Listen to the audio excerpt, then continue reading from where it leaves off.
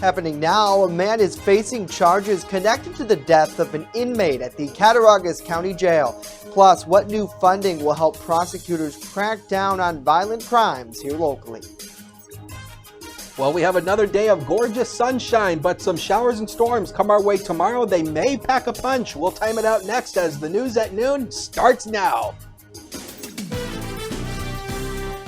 Live and on demand, this is WNY News Now.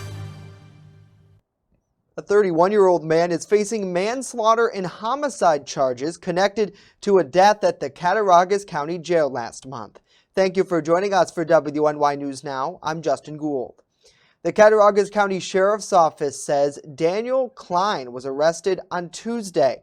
He's charged with second-degree manslaughter and criminally negligent homicide connected to a May death of a 36-year-old man at the county jail facility in Little Valley. In addition to the charges above, Klein was also accused of criminal possession of a controlled substance, criminal sale of a controlled substance, and 3 counts of possession of prison contraband. Following arraignment, he was remanded to the county jail on $1,000 bail. The maximum security 150-bed facility is comprised of both linear bar sections and dorm direct supervision pods, housing both sentenced and unsentenced prisoners in Cattaraugus County. Well, the Chautauqua County Legislature's Public Safety Committee approved the 2021-22 Aid to Prosecution grant during a meeting yesterday afternoon, a grant geared towards prosecuting violent felonies.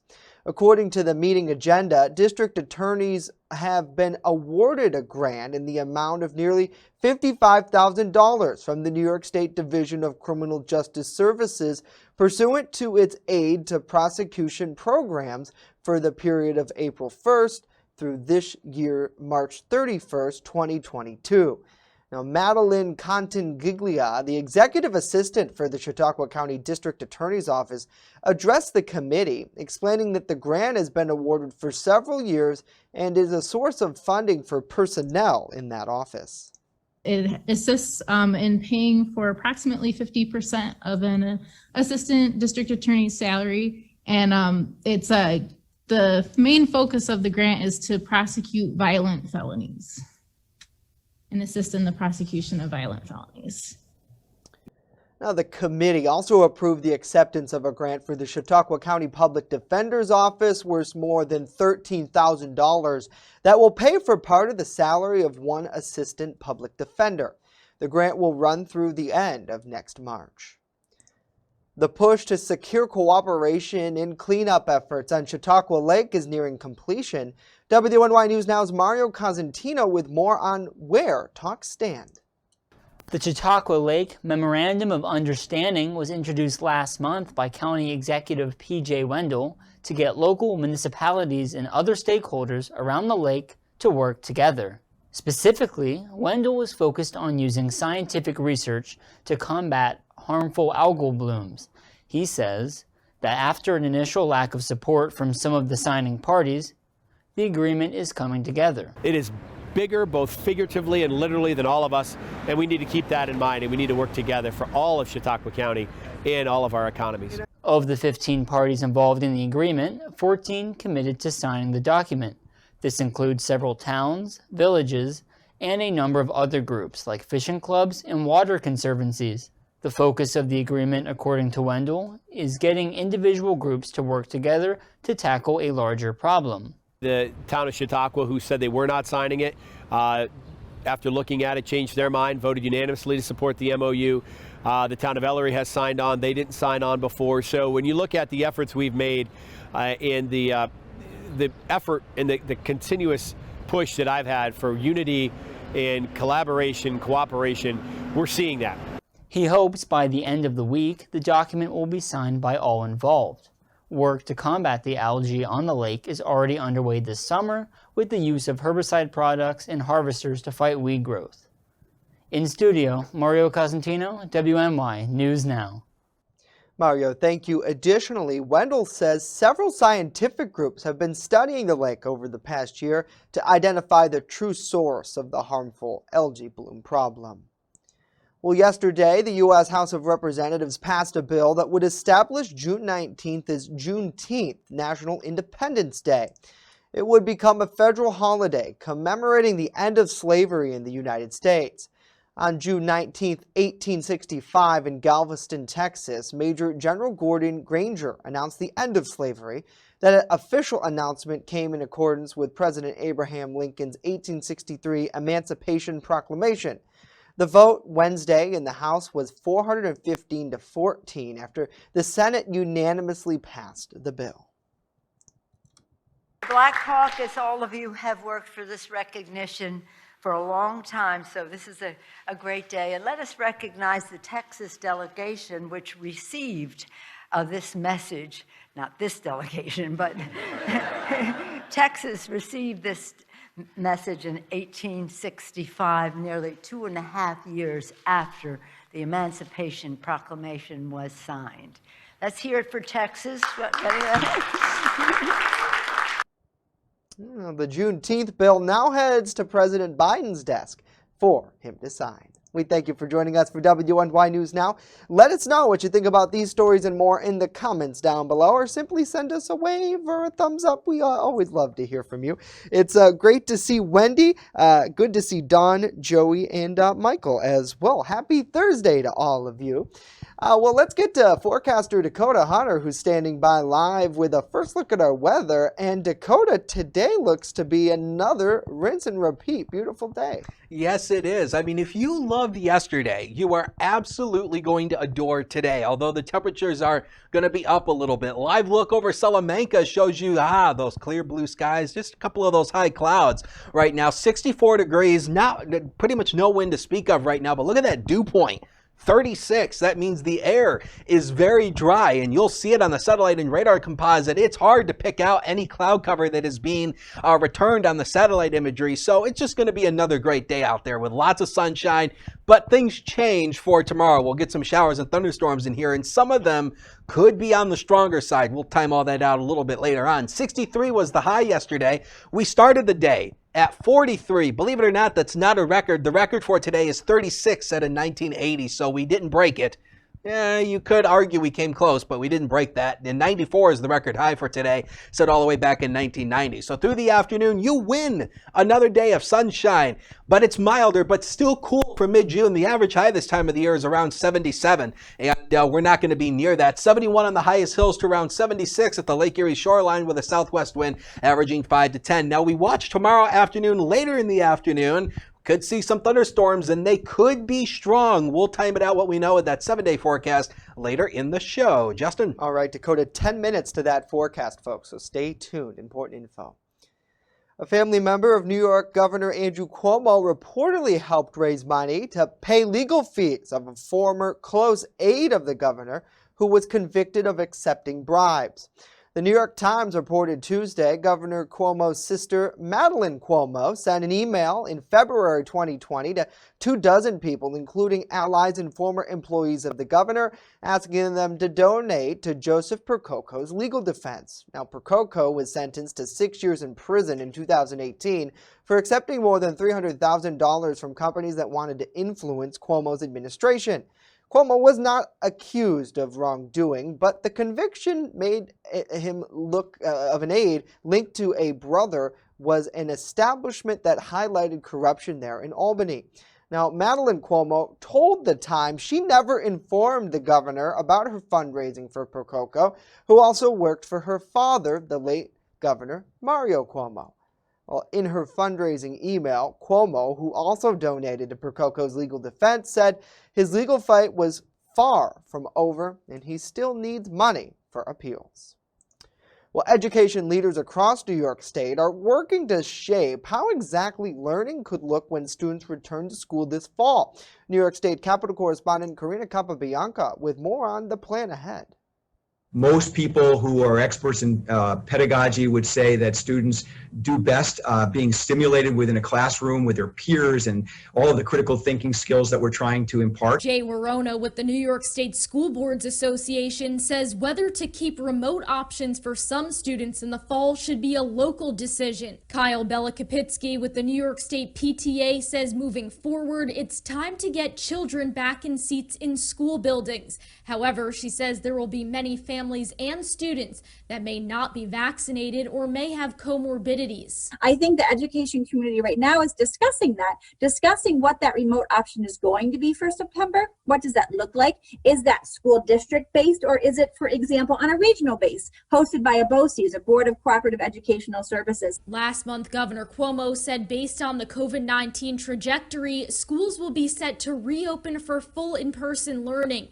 The New York State Education Department hopes that as many students as possible will attend school in person this fall and is having conversations with stakeholders. Jasmine Gipper with the Alliance for Quality Education says while in-person learning is the best high-quality option, there could be some innovative uses for remote learning. Schools that don't have AP courses could potentially now have access to AP courses through remote learning and online technology. New York State United Teachers would like to see the remote option go away in the fall, and the New York State Council of School Superintendents would like its use to be very limited. In Albany, Karina Capabianca. Karina, thank you. Well, coming up, the charges levied against a woman accused of not one, but 2 business thefts in Falconer. And later, how a local fundraiser will bring comfort to those at a Jamestown middle school. Stay with us as WNY News Now rolls along.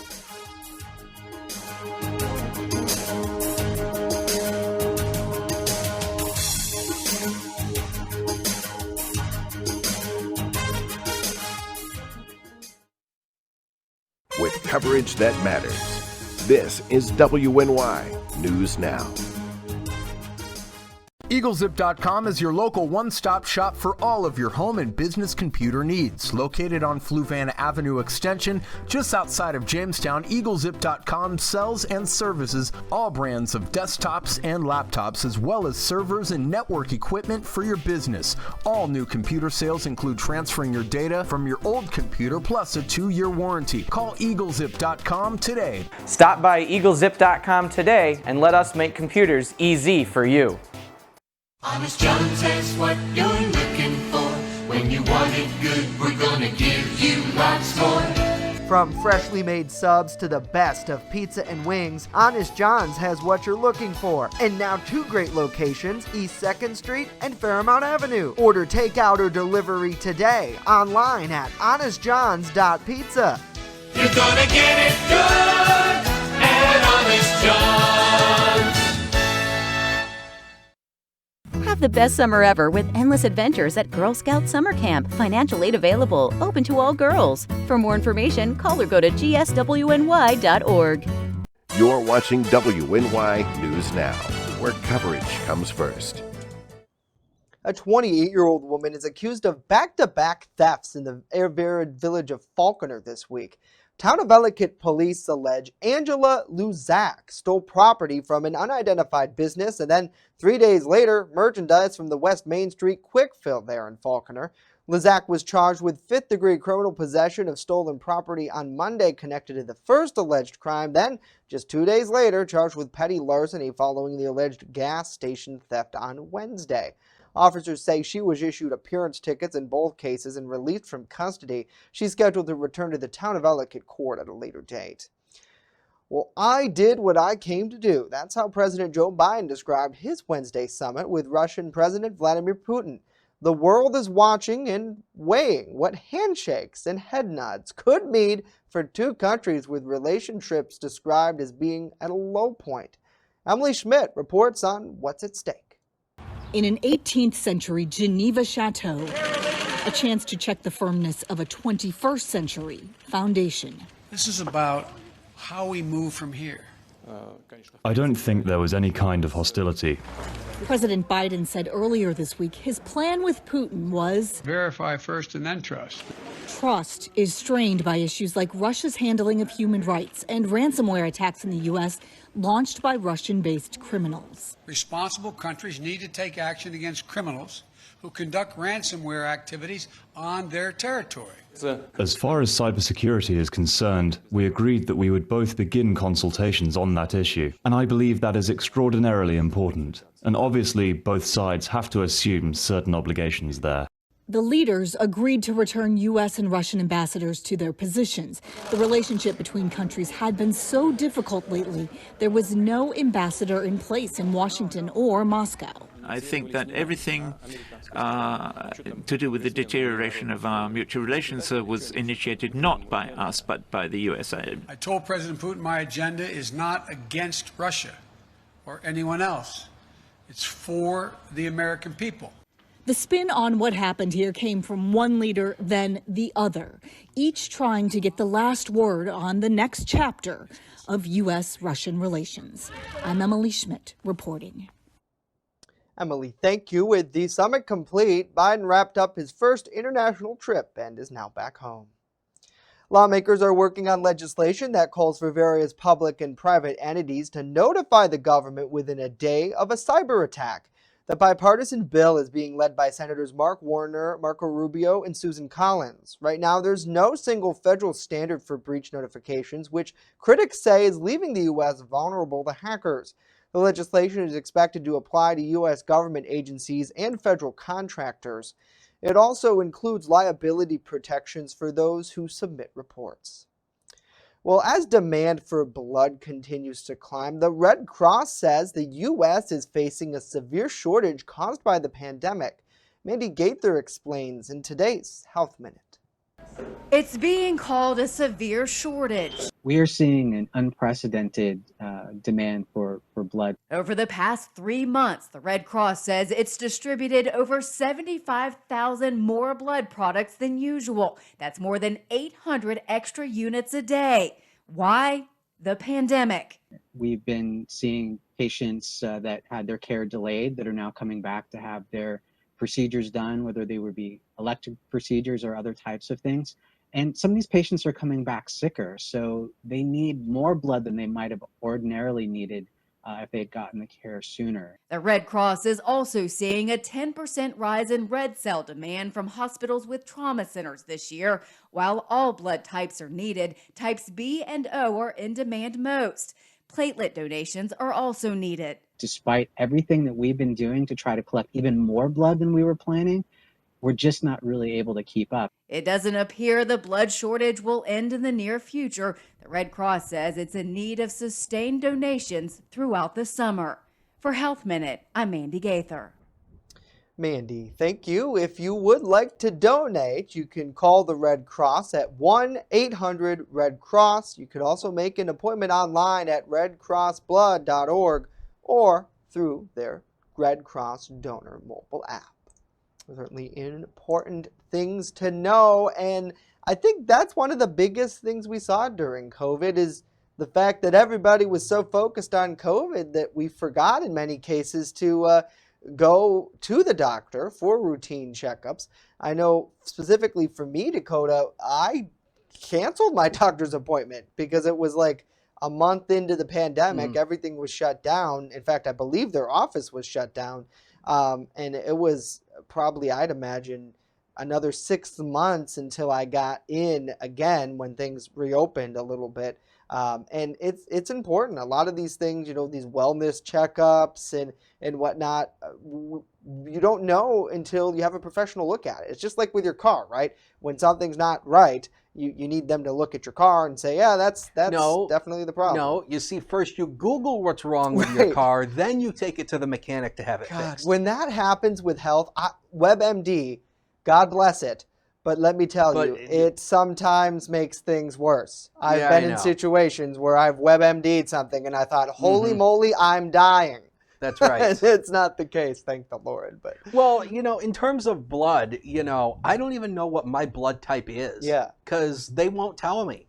Because every time I ask what my blood type is, they say, don't worry about it. Oh, that's strange. You think that would be something that you want to know? Because I know that giving blood, albeit it's not maybe the most comfortable thing in the world, but it really does make a big difference. And a lot of times too, like you're really helping the local community because they're not necessarily shipping that blood to say California or something Yeah, like that. it can be It's- used here locally Yeah. for certain surgeries. Right. I right. mean, And, you I know, mean, like if you get some sort of a surgery or a gallbladder transplant and they need removed, blood, right, you know, sometimes, you know, they'll go to the local community and use blood that was given by somebody in the local community. Right, So right. A lot of times, and you know, you think about it, ERs, right? They use blood quite a bit because if there's a car accident or something, you know, they just need that on hand. I think Doctor Show has taught us that. And then, good to see Carrie. Good to see Dave. Good afternoon to you. Thanks so much for joining us. Good to see Brian, John, and Lisa as well. Hopefully, you all are having a wonderful day. We appreciate you tuning in for what I like to call Jamestown's best local news and, in many cases, the weather. And today we're loving it. However, Dakota, I know it was kind of a chilly start out there. I had a lot of fog as I came in, and it was a jacket kind of morning. yeah, and you know, the fog is something we told you about yesterday would be setting up in the valley locations. Let's take a look at the low temperatures across the region this morning. 43 here in town. I got 41 in Randolph, 37 in Olean. Want to go colder? How about Clymer? Close to that freezing mark at 33 degrees this morning. And again, this has to do with a process called radiational cooling. This is something we've talked about before, but what happens is when we have clouds in the sky, on cloudy nights, some of the cooler air that has escaped from, or the warmer air that has escaped from the ground that goes into the sky is actually reflected back into the surface. So it stays warmer on cloudier nights. But when there's no clouds in the sky on mainly clear nights, all that warm air is allowed to rise up into space and it cools off much faster. So that's why the valley location started the day relatively chilly. But right now we've got lots of sunshine out there from the top of the Doubletree Hotel. Right now we're at 65 degrees as of the noon hour at the Jamestown Airport. A light wind to 6, and look at that humidity. 37%. So we don't have humidity to contend with today. It is another rinse and repeat day. Like I said, if you liked yesterday, you'll love today. But tomorrow, we really have to focus our attention on the weather because the NOAA Storm Prediction Center has placed all of the southern tier and all of northwestern Pennsylvania under a slight risk. That's a level 2 on a scale of 1 to 5. And this is something we told you about yesterday, how there was potential for at least some severe weather. And in terms of the severe weather impacts, it's mainly looking like a damaging wind threat, but there could be some isolated large hail as well. The tornado threat is relatively low in this. We're not expecting that. But when it comes to thunderstorms, you expect the unexpected. But the whole weather team will be here tomorrow. We'll keep our eyes on it. Of course, we'll keep you updated. Make sure you have a way of getting those watches and warnings tomorrow afternoon as well. So this is what's going on across the continental 48. Not much across the Northeast, but this is part of what's going to be coming our way tomorrow. And we'll show it to you on Future Scan. This is a wider view to kind of give you a aspect of the whole system here. So watch the system come together across the Midwest, and then it's going to slide down into the Ohio River Valley through the day tomorrow. So tomorrow across Western New York will start dry. The one unknown is how much sunshine are we going to get. That could actually cause the thunderstorms to become a bit more stronger as it unstables the atmosphere. So we'll zoom it in. We'll show you this is as a warm front moves through. Then behind the warm front will be the actual activity. Notice how the showers and thunderstorms start to break out a little bit. That could be a little bit concerning. And the main timing on this is going to be 4 o'clock tomorrow afternoon to about 6 o'clock. So 4 o'clock for the western area, 6 o'clock out further out to the east. As we work out through the night, we may see a few more showers and thunderstorms. Then on Saturday, we'll see a few more showers and thunderstorms popping up, but those should not be severe on Saturday. So again, we'll watch Friday. Make sure you charge your weather radios, have your smartphones ready and handy to go. So the inland areas today, likely the lower to mid 70s. This is still below average, but it's comfortable. There's no humidity out there to contend with, so enjoy it. I've got the next 7 days for you that are coming up on the big old screen. We highlight tomorrow in red for that severe potential. 81 Saturday, a couple scattered storms. Father's Day looking nice, a bit humid though, 82. 81 on Monday, should be wet and muggy though, all day rain we're thinking. Then on Tuesday, a few scattered showers in the morning, turns better in the afternoon. Then the sunshine is back on Wednesday. We'll take a break and be right back. Don't go away.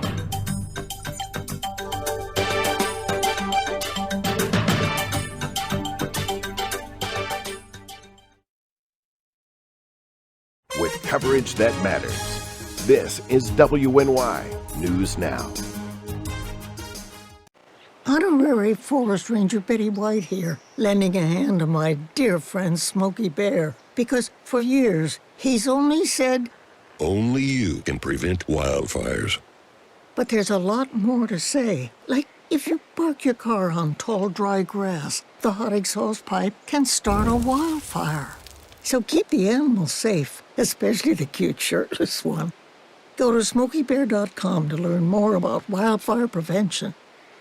It's not just what we say, it's what we do. Local first. It isn't just our slogan. It's our mindset every single day. So whether you're watching our daily live streams or staying up to date with reports on our website and mobile app, you'll always see the same attention to detail from reporters who passionately care about our community, who have one goal in mind: to always put the facts first. For me, it's more than just getting the forecast right. What I love the most about my job is that I come into work every day to help break down the weather, letting people know how this is going to impact their day. We take pride that First Defense Weather is the only local weather team in the Southern Tier. We don't just copy and paste our weather from outside sources. Every part of our forecast is handmade right here in-house, something our team really takes pride in. What matters to you matters to us. Every story, every day. WNY News Now, where coverage comes first. I don't think that many kids in my son's school even do it. He makes fun of his friend who vapes. He would never try it. She's into soccer. She's on the honor roll. She's just not the type. No way. No way. No way. No way, my kid would never vape. Get your head out of the cloud. Today, nearly 8,000 kids will start vaping. Maybe even yours. Learn about the dangers at talkaboutvaping.org. You're watching WNY News Now, your source for breaking news. Welcome back to WNY News Now. Finally here today, a Jamestown Middle School's comfort dog will soon be learning some new tricks. Jefferson Middle School students raised $600 through their annual Penny Wars campaign, with funding allocated to train their comfort dog, Coco. The Student Council then donated another $100 to make that training possible. Co-presidents of the council say with the events of this past year, Coco's job is more important than ever. Specifically, they say a lot of kids need extra help in school to have them feel better. And with additional training, Coco is a perfect pooch for the job.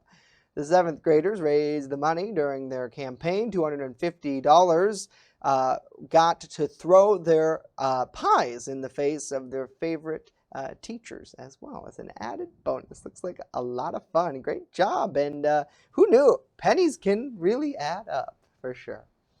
Well, we thank you for joining us for WNY News Now. Dakota, you've talked about Penny Wars before. I think a lot of people probably have that memory from their childhood days. And in many cases, they donated. I know in years past, the Student Council at various middle schools all across the county will donate to nonprofit organizations. So it's good to see that they're kind of doing something for their fellow students. And who doesn't like a dog? I mean, look at how cute Coco is. Gosh, I want a Coco. Well, I could see where they got her name. Yeah, look at her. Like, you know, she looks like a gigantic chocolate bar. Yeah, chocolate lab almost. I think that's probably what she is. I mean, whew. Or at least a bowl of cocoa cereal. Right. But, you know, but in terms of Penny Wars, you know, I think they just started that at the middle schools within the last few years. Because I know when I was in middle school during the Ice Age, you know, we didn't have Penny Wars. It was only for the high school, for Battle of the Classes. And I mean, you know, I've seen, you know, they've added Penny Wars to a lot of the other schools. And I mean, you know, it's a great way to raise money because, you know, I know as a kid, I mean, you know, especially for, you know, those of us who were teenagers, I mean, you know, we were all working. We probably had pennies laying around. Oh, right. So, I mean, it's like, you know, you find a penny in the couch when you vacuum it off. You always find a penny. And you pick it up before it gets sucked up in the vacuum cleaner. Add it to your box. Yeah. Turn it in. And then, you know, you add it to your class. And then, you know, the class that wins the most amount of money out of Penny Wars gets bragging rights. But what's more important is all that money in Penny Wars goes to some sort of a fundraiser or something here in the community. So all the money that is raised in the community goes back to the community, which is one of the reasons why I think Penny Wars is so amazing. Right, and it's just another tribute to our wonderful Eric. Good to see Kathleen, Monica, Kim, and Linda. Hopefully you all are having a great day. We appreciate you tuning in. Let's get a final check of that weather forecast, and tonight looks like a good sleeping weather out there. Another night for sleeping, 50. Well, you're going to be sleeping all throughout the night. But another nice night for it. 50 to 58 tonight, partly to mostly clear. We'll see a few high clouds move in late. Now make sure you have a way of getting warnings tomorrow afternoon. Severe weather potential 4 to 6 p.m. tomorrow afternoon. Andrew Stevenson and the whole weather team will be here in the Weather Center, keeping our eyes on it through the day tomorrow. I don't sleep when there's thunderstorms, so... I don't sleep during thunderstorms either because I have to be here keeping an eye on the things. You're busy. I have to attend to a loved one who does You not always like say, that. Justin, Expect sleep is the for unexpected. Oh, sleep. sissies. Sorry, you have too many catchphrases. Yes, sleep is for sissies. We're back tomorrow. See you then.